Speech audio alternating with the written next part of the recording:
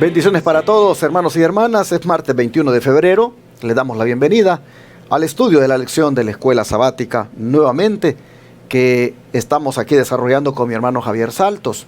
Quiero decirle, donde quiera se encuentre, que la paz del Señor le acompañe y denos un like y comparta al mismo tiempo este material. Y ore por nosotros para que todo lo que nos hemos propuesto hacer para Dios, lo logremos, lo alcancemos. Y los obstáculos que aparezcan, porque los hay. Yo aquí, si ustedes ven, solo les hablo de las cosas grandes que estamos haciendo para Dios, pero nunca les cuento de los obstáculos que encuentro en el camino, porque no quiero tampoco centrarme en los obstáculos. Pero oren por nosotros para que los obstáculos que se nos aparecen para que no hagamos la obra, el Señor siempre nos dé la salida y nos ilumine para ver de qué manera los superamos. Le agradezco sus oraciones, porque nuestros proyectos misioneros son grandes, ya usted lo sabe. Queremos hacer un proyecto aquí en Shepherd, Texas, tipo escuela de Madison. Lástima que no tengo conmigo un folletito que se llama Escuela de Madison, donde ahí está cómo la sierva del Señor aconsejó que se hiciera allí, en ese lugar llamado Madison, en el estado de Tennessee. Cómo la sierva del Señor aconsejó que se levantara esa escuela y para qué debería de ser. Bueno, el anhelo de nosotros aquí en Estados Unidos y ahí en Shepherd es que podamos nosotros también hacer un proyecto tipo escuela de Madison, donde preparemos misioneros para enviarlos a diferentes lugares a proclamar el mensaje, gente que esté dedicada, que entienda que hay que ser misioneros o misioneras. Sé que es un proyecto grande, sé que hay que invertir recursos, solo en construcción hay que invertir mucho, y sé que somos un ministerio que no tiene gente rica, no hay millonarios aquí, no hay empresarios, no hay personas dueñas de compañías grandes que dicen aquí está mensualmente nuestros aportes para que hagan realidad. Sé que este ministerio, los seguidores de él y los que aportan, son gente con salarios modestos, son personas sencillas, humildes muchas de ellas, y los recursos que entran son bastante modestos. Pero esa es la oportunidad también de uno depender de Dios, y no de los donantes, sino de Dios. Y Dios se encarga de colocar o mandar donantes que den de acuerdo a sus capacidades, de acuerdo a su fe, y nos pone el Señor ahí a mirar las maravillas que Él hace. Así que solo le pido, hermano, hermana, oración. Y si está en su alcance también aportar, ya usted sabe. En la pantalla están las maneras de cómo hacerlo. Tome nota de cualquiera de ellas y envíe aquí diezmos, ofrendas o donaciones especiales para que podamos hacer esta gran obra de expandirnos en Shepherd, de seguir pagando los canales de televisión y radio, de levantar la obra en Colombia, en México, que es los otros dos lugares donde estamos por expandirnos. De antemano, muchas gracias a los que nos apoyen. También está en la pantalla. En Colombia ya tenemos abierta la cuenta de banco, ya tenemos registrado nuestro ministerio con el nombre de Centro de Estilo de Vida Los Tres Ángeles Internacional. Tome nota usted, hermano colombiano, y apóyenos depositando en esa cuenta de ahorro que aparece ahí en Bancolombia. Haga usted realidad la obra allá, que mientras aquí en Shepherd el Señor nos va bendiciendo con los hermanos y hermanas que apoyen, usted también apoya ahí en Colombia la obra que queremos hacer. Ya muy pronto estaremos dando también la cuenta de banco en México para que también los hermanos mexicanos depositen ahí y hagamos realidad el proyecto en México. Así, hermanos, estamos prácticamente inmersos en estos proyectos misioneros y el Señor es el que tocará corazones. Yo solo hablo, yo solo cuento lo que estábamos haciendo, la necesidad que hay, y lo demás se lo dejo al Señor. Si usted se siente llamado por Dios para aportar, para unirse a nosotros, que así sea y que el nombre de Dios sea glorificado y le bendiga a usted, ¿verdad? Es lo único que hacemos acá, hacer saber cómo estamos de ocupados y enfocados en la obra. Nuevamente mi hermano Javier Saltos me acompaña para el estudio de hoy. Hermano Javier, ¿cómo estás? Pastor, Dios les bendiga. Gracias. Un feliz día. Y también, queridos hermanos, a ustedes un feliz día, que Dios les bendiga a la distancia. Recuerde que esta semana estaremos escuchando el himno 238, al andar con Jesús. Así que bienvenidos y que este estudio pueda servir de bendición para su vida. Oramos. Amén. Querido Dios, que moras en los cielos, Amén. alabamos tu nombre, oh Dios, en esta mañana, dándote gracias por la oportunidad de despertar, Señor. Querido Dios, ahora queremos, antes de hacer cualquier otra cosa, primero abrir tu palabra. Amén. Queremos meditar en ella y que usted nos hable a través de ella, Señor. Pero no queremos hacerlo por nosotros mismos. Queremos que su Espíritu Santo nos asista, que su Espíritu Santo nos enseñe, que sea nuestro Maestro. No tan solo a nosotros, sino también a aquellos que nos escuchen y nos vean en las plataformas. Bendíganos a través de este estudio a todos los que entremos en esta lección de Escuela Sabática. Gracias, Señor, en el nombre de Jesús. Amén. Amén. Seguimos, mis hermanos, entonces con el tema que estamos tratando en la semana, que es el de la ley ceremonial. Y bajo el subtema sistema ceremonial, ¿quiénes estuvieron, hermano Javier, entre los primeros en hacer los sacrificios de animales de esta manera? Si tú te lees, por favor, todos los textos de Génesis y su servidor, el de Hebreos 11:4. Amén. Bien. Génesis capítulo 3, versículos 21 y 22. La palabra de Dios nos dice ahí: y Jehová Dios hizo al hombre y a su mujer túnicas de pieles, y los vistió. Y dijo Jehová Dios: he aquí el hombre es como uno de nosotros, sabiendo el bien y el mal. Ahora pues, que no alargue su mano, y tome también del árbol de la vida, y coma y viva para siempre. El capítulo 4, el versículo 2 al 4, dice ahí: después dio a luz a su hermano Abel. Y Abel fue pastor de ovejas, y Caín fue labrador de la tierra. Y aconteció, andando el tiempo, que Caín trajo del fruto de la tierra una ofrenda a Jehová. Y Abel trajo también de los primogénitos de sus ovejas, de los más gordos de ellas. Y miró Jehová con agrado a Abel y a su ofrenda. Hermanos, la pregunta que nos hacía aquí la escuela sabática es: ¿quiénes estuvieron entre los primeros en hacer sacrificios de animales de esta manera? Pues vemos aquí claramente de que cuando el hombre pecó, fue necesario, porque se vieron desnudos, ¿verdad? Fueron necesarios,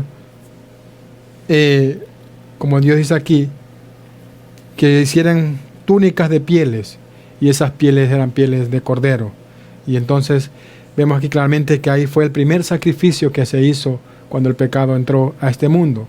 Y luego pues continuaron los hijos de Adán y Eva, que fue Abel, que ofrecía también a sus ovejas de lo más gordo, de lo más que él tenía, y Jehová miraba con agrado la ofrenda de Abel.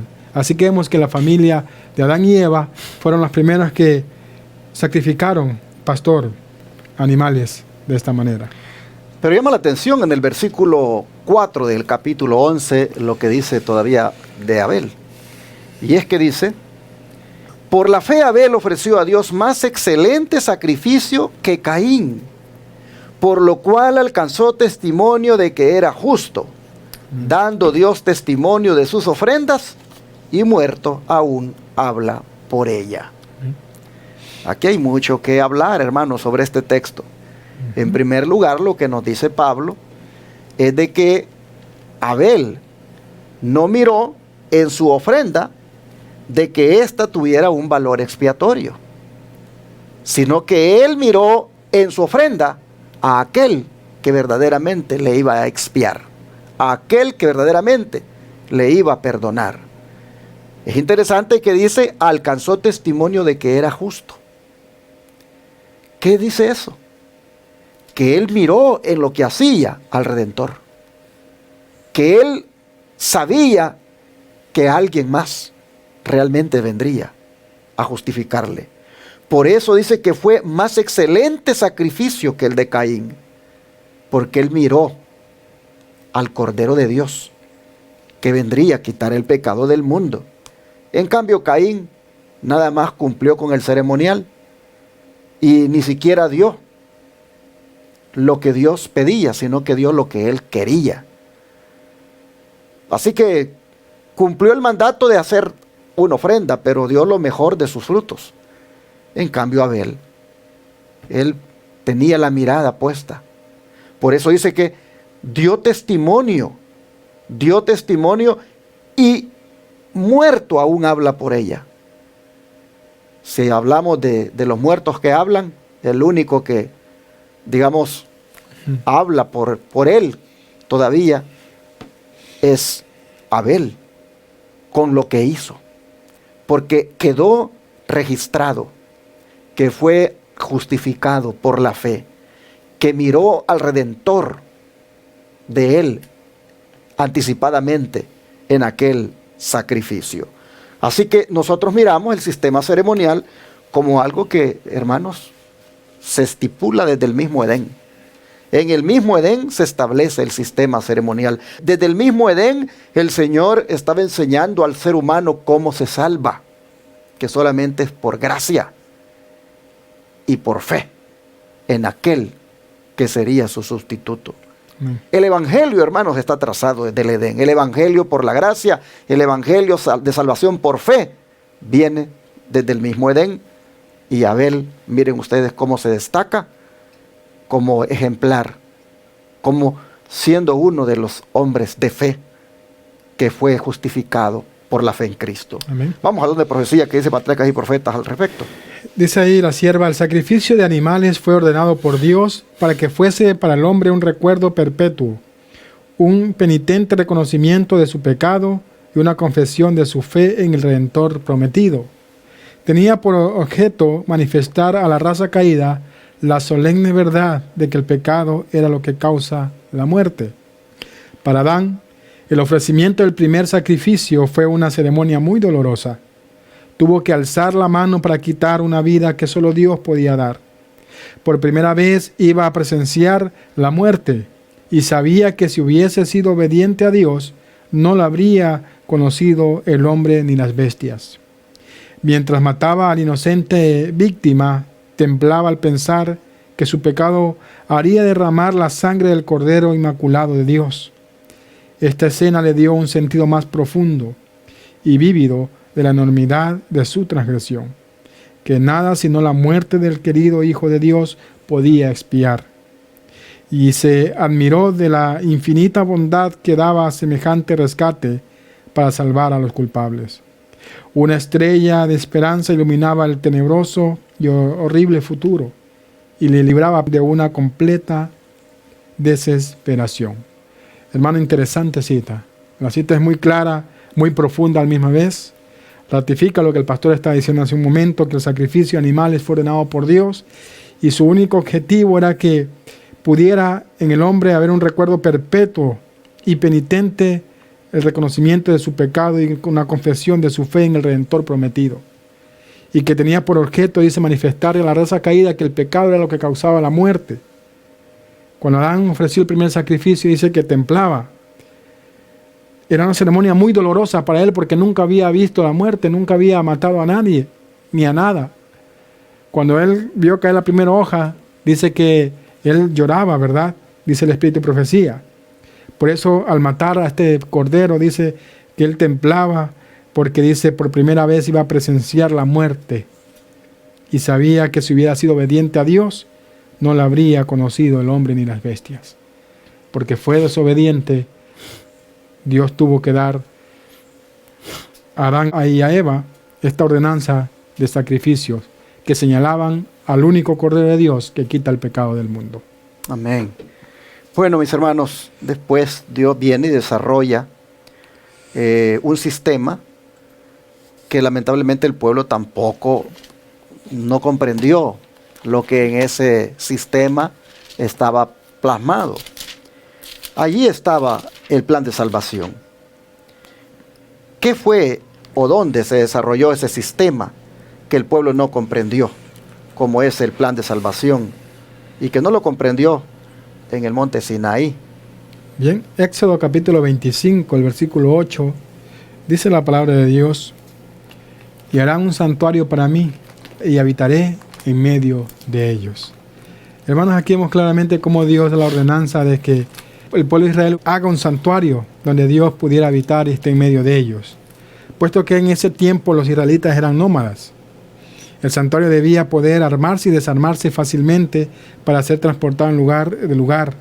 Es significativo el hecho de que la palabra hebrea traducida a santuario nunca se aplica a un templo pagano, ¿verdad? Así que vemos claramente que aquí, hermanos, se hizo el santuario terrenal, donde se iban a sacrificar todos estos sacrificios de animales que Dios pedía en la ley ceremonial. Llama la atención que el Señor dice que sería para habitar en medio de ellos. En otras palabras, Dios siempre ha querido estar con su pueblo. Amén. La presencia de Dios es, hermanos, lo que Él siempre ha querido hacer realidad en medio de su pueblo. El santuario se edificó o se levantó justo en medio del campamento. Todas las miradas apuntaban al santuario. Todo lo que se hacía en el santuario tenía un propósito. Así que el plan de salvación, hermanos, estaba simbolizado en el santuario, en todas las diferentes actividades que se hacían allí. Todo el ceremonial, todos los ritos, todos los sacrificios, todo lo que se estipuló allí tenía como propósito enseñar el plan de salvación. La presencia de Dios en el lugar donde estaba acampando el pueblo de Israel era para que aprendieran sus hijos o su pueblo cómo debían salvarse. Dios les enseñó cómo Él bregaría con el pecado, cómo Él resolvería el problema de su pecado. Así vemos nosotros que Dios es tan bueno, que siempre ha estado para enseñar cómo buscar la salida, cómo lograr, hermanos, la salvación. El Señor ha estado ahí para enseñar y todavía sigue enseñando. ¿Por qué era necesario el derramamiento de sangre y qué simbolizaba el cordero del sacrificio? Si gustas, tú te lees la primera cita. Sí. Luego me voy a leer 1 Corintios 5:7 y luego tú con 1 Pedro 1:19 y luego cierro con Juan 1:29. La palabra de Dios dice en Hebreos capítulo 9, versículo 22: y casi todo es purificado, según la ley, con sangre, y sin derramamiento de sangre no se hace remisión. Así que, hermanos, ¿por qué era necesario que el derramamiento de sangre? ¿Por qué era necesario el derramamiento de sangre? Porque dice Hebreos que sin derramamiento de sangre no podía haber remisión de pecados. No podían ser borrados los pecados. ¿Qué simbolizaba el cordero del sacrificio? 1 Corintios 5:7. Dice: limpiaos pues de la vieja levadura, para que seáis nueva masa sin levadura como sois, porque vuestra Pascua, que es Cristo, ya fue sacrificada por nosotros. Amén. Aquí ustedes pueden ver que el símbolo, como lo hemos venido diciendo, está comprobado que se cumplió en el Señor. Él es nuestra Pascua que ya fue sacrificada por nosotros. De manera que hay que limpiarnos de la vieja levadura, hermanos, la cual es símbolo del pecado. Amén. Limpiémonos y purifiquémonos en la sangre de Cristo, en la sangre del Cordero, pues eso es lo que simbolizaba aquel que sacrificaban los israelitas. Y Pedro lo ratifica, ¿verdad? 1 Pedro 1:19. Sino con la sangre preciosa de Cristo, como de un cordero sin mancha y sin contaminación. Así que ya Pedro ratifica lo que hace un momento Pablo ya dijo, ¿verdad? Que la sangre preciosa de Cristo es la que nos limpia de todo pecado. Él era el verdadero cordero que Dios requería que muriera en la cruz. Y nosotros vemos que bien claramente los siervos que sirvieron en la iglesia del Señor lo tenían pues así escrito y también impartido hacia el pueblo este gran significado de lo que ocurrió allá en el santuario terrenal, los sacrificios que se hacían. Tanto así que el mismo Juan Dice, voy a leer Juan 1:29. El siguiente día vio Juan a Jesús que venía a él y dijo: he aquí el Cordero de Dios que quita el pecado del mundo. Bien. El Juan del que estamos hablando acá es Juan el Bautista. Noten ustedes cómo él identificó al Señor como el Cordero de Dios. Cuando oyó la multitud decir a Juan esas palabras, ¿con qué creen ustedes que conectaron sus pensamientos? Con el Cordero que ellos todos los días sabían que se ofrecía en sacrificio.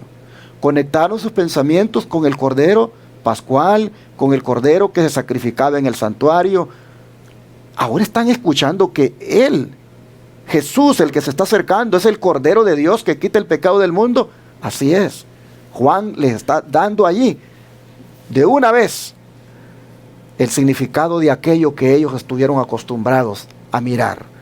Juan presenta a Cristo como el Cordero de Dios, que quita el pecado del mundo. Vamos a donde profecía para recalcar más el punto. Sí, el bosquejo de la vida de Pablo, la página 103-104, dice lo siguiente. Pablo llevó a sus oyentes a través de los símbolos y sombras de la ley ceremonial hasta Cristo, a su crucifixión, su sacerdocio y el santuario de su ministerio. El gran objeto que había proyectado su sombra hacia atrás en la era judía. Él, como Mesías, era el antitipo de todas las ofrendas de sacrificio. El apóstol mostró que, según las profecías y la expectativa universal de los judíos, el Mesías sería del linaje de Abraham y de David. Luego recorrió su ascendencia desde el gran patriarca Abraham a través del rey salmista. Demostró a partir de las escrituras cuál debía ser el carácter y las obras del Mesías prometido, así como su recepción y trato en la tierra, tal como lo atestiguan los santos profetas. A continuación demostró que estas predicciones también se habían cumplido en la vida, el ministerio y la muerte de Jesús, y por lo tanto que era realmente el Redentor del mundo. Como Pablo, ¿verdad?, explicaba a sus oyentes, trayéndolos del Antiguo Testamento, ¿verdad?, del Génesis, por todo el Pentateuco, ¿verdad?, enseñándoles cómo esos símbolos y sombras de la ley ceremonial simbolizaban y traían hasta Cristo Jesús, hasta su sacrificio. Y así, hermanos y hermanas, una vez más, se destaca a Jesús en esta lección como la solución, como la única esperanza del pecador. Amén. Se destaca por todos los textos y las citas del don profético al centro de las Escrituras y de todo el plan de salvación, como lo es Cristo. Interesante cómo los antepasados nuestros lo tuvieron claro, al menos los que no perdieron de vista el significado, y cómo incluso los apóstoles también se esforzaron por seguir presentando al Señor como la única solución. Hoy también, hermano, hermana, Jesús sigue siendo la solución para el pecador. Hoy Jesús sigue siendo para todos nosotros nuestra esperanza, hermanos. Hoy también nosotros debemos de ser redimidos, debemos de ser restaurados, debemos de ser justificados por la fe en Él, como lo hizo Abel, como lo hicieron nuestros antepasados. Jesús es nuestro Cordero, Jesús murió, Jesús es nuestro sustituto. Hermanos, vivamos agradecidos y perseveremos en amarle y servirle, pues nadie más ha hecho tan grande sacrificio por nosotros. En la medida en que llegamos por su gracia a conocerle y nos hemos apropiado de sus méritos, les quiero animar para que sigamos así el resto de nuestros días, el resto de nuestra vida, viviendo siempre justificados por su gracia, mirándolo a Él siempre como nuestro único Redentor. Amén. Oremos y agradezcámosle por tan grande esfuerzo y sacrificio que hizo, por tan grande redención lograda por nosotros. Vamos a orar. Querido Padre, hoy nuevamente vemos cómo ha sido de grande tu sacrificio. Cómo en calidad de cordero, sin ninguna mancha, sin ningún pecado, inocentemente, prácticamente fuiste sacrificado. Y lo permitiste por amor a nosotros, para redimirnos, para también tener oportunidad de salvación. Vemos, Señor, cómo los antepasados miraban realmente en ti, al único que habría de salvar a este mundo, al único que con su sangre derramada podría pagar la deuda. Estamos hoy, Señor, muy agradecidos por todo esto, y te rogamos que perseveremos en esta justicia imputada que nos has dado, que perseveremos, Señor, en esta justificación por la fe en ti, y que vivamos siempre agradecidos por ser el centro, por ser, Señor, la única causa y razón de nuestra salvación. Amén. Te lo pedimos y lo agradecemos en el nombre de Jesús. Amén. Amén.